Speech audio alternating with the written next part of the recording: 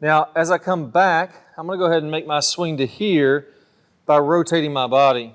So you can see how my right knee starts to come back, my hip starts to open up a little bit, and I'm really using the big muscles of my body to rotate. And that's so important because if you want to have distance, we don't want to pick the club up with our hands and arms. And if I did that, you'd notice how this club would immediately come off the side of my body, and you'd see how my body isn't rotating at all.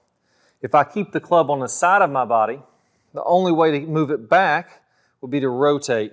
So this forces you to rotate to get the backswing. And you can almost imagine if there's a laser shooting out of this club, it would be tracing the target line on the way back. And I'm going to rotate till I get to about 45 degrees in my shoulders. Then I can start to let it come off my body. So it's a great way, again, just to iron out a lot of things in there, get the big pieces moving like you need to if you're going to play good golf. From there, I'm going to go ahead and let that come off. The club is then going to point kind of halfway back to the butt end of the club pointing to the golf ball. As I go all the way back to about here, 3/4 of the way back, hands about shoulder height, I want to have it pointing down to the target line, and then I can eventually go to the top of the swing where again it's just going to be tracing all the way back. Just go as much as you can depending on how flexible you are. Now in the downswing, I'm going to do a little squat and turn move, and again this is going to help me to get a ton of lag to where what I want to feel like is my weight shifts to the left. I let my body my knees come out a little bit wider. My chest is going to feel like it's going down to the ground. That's that squat move. And that's mostly to keep me in the posture. A lot of people think that they need to squat and then jump up into the air. You don't really have to do that. You're just trying to squat down so that you can stay in your posture. So I'm doing this little squat move. My hips are opening. But the key here is I want to feel like this butt end of the club stays pointing down to the target line anywhere in here. But I'm going to keep it pointing back as far as I can. You see, most players, when they start their downswing, what ends up happening is they start this downswing move and the club immediately starts pointing back up here somewhere. That would be me casting and losing lag. That would be me coming over the top with this right shoulder. So again, by just having this one key, you're going to be able to feel like I go ahead and squat, rotate my body open, and I'm feeling like the butt end of the club is staying back as far this direction as I can, as late as I can in the swing. Then from there, I'm going to rotate to impact. My right heel comes off the ground. Club's against the side of my body here. And again, that would simulate having shaft lean at impact.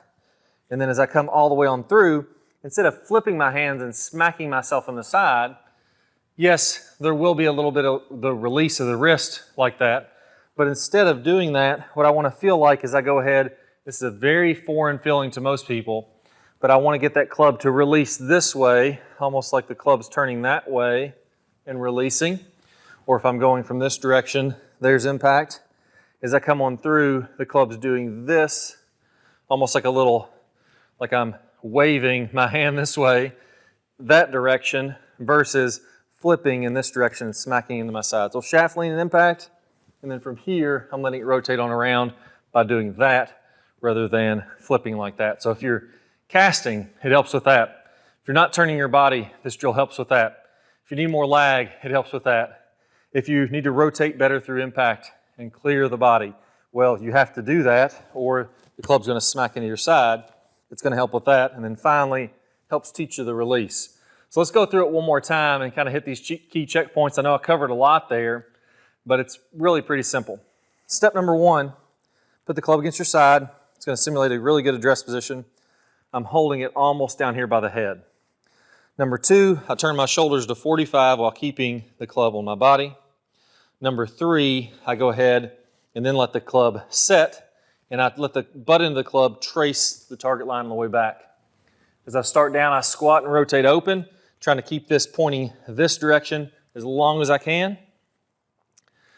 4, go to impact, shaft lean again, body's rotated open. 5, I let the club release this way versus that way. And that's really going to iron out a lot of the key checkpoints in your swing. Now I'm just going to do that 4 or 5 times, get the feel for it, and I'm going to repeat the same kind of feelings, now making a full swing. Let's give it a shot.